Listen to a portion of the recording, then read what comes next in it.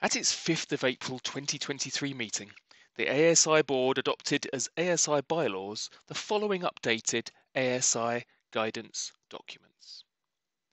The ASI Performance Standard Guidance version 3.1, the ASI Chain of Custody Standard Guidance version 2.1, the ASI Claims Guide version 3, and the ASI Glossary version 1.1. Each of these was developed in accordance with the ASI Standard Setting and Revision Procedure from December 2022.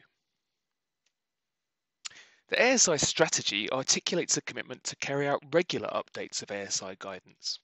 This iterative development approach allows us to reflect quickly fast-paced changes in the sustainability space, in particular related to ASI's long-term climate, nature, circularity, and social goals.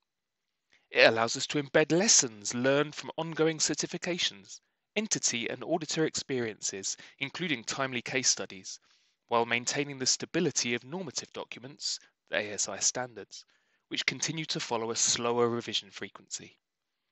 It allows us to crowdsource error identification, identifying conflicting guidance and sense checking, and acting to correct issues identified by users quickly.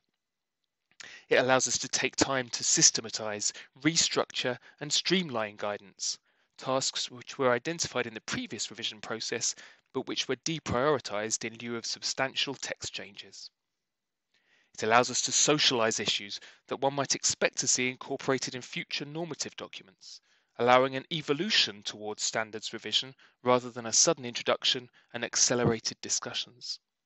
Finally, it allows us to address issues in planned waves of priority, rather than to load all work into compressed cycles at the back end of revision periods.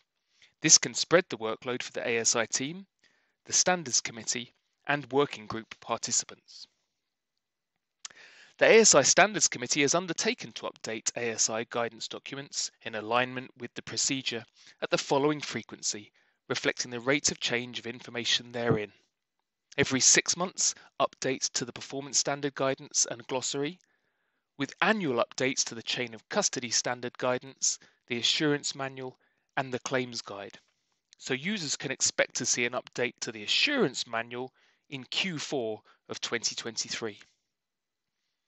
Beyond restructuring, rationalizing, and refining guidance texts, correcting editorial errors, and improving the linkage between documents, content updates have also been undertaken. An overview of these changes can be found in the fact sheets available on the ASI website.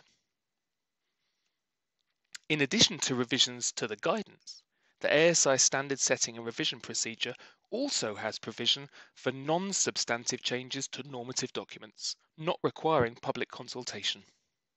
This provision is to allow for efficient editorial changes, correction of minor errors, and for clarification, where the intent of criteria is not changed.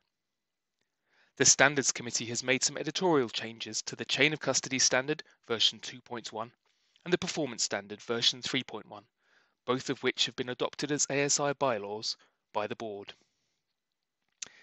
These are improved clarity on the applicability of a number of criteria across both standards to specific supply chain activities and entity types. The correction of erroneous capitalization.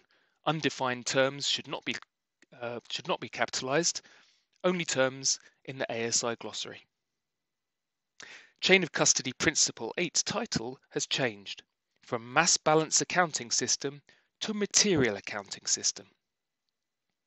In the Performance Standard, Criterion 2.6b, the specification of impact assessment as a human rights impact assessment, which aligns with the language used elsewhere in the criterion. And under Performance Standard Criterion 10.8c, clarifying text to align with the intent of the criterion, where this is not well expressed. The text is as follows. The entity shall ensure the workday does not exceed 8 hours on average over a 6-month period. This issue is raised by an entity in discussion with an auditor asking, does this mean that I must make my part-time workers work an average of 8 hours a day? This was not the intent of the criterion, which is to limit average working hours for the well-being and fair treatment of workers. The fact that the question was asked, however, indicates that improved language is valuable, and that's why the standard text has been updated.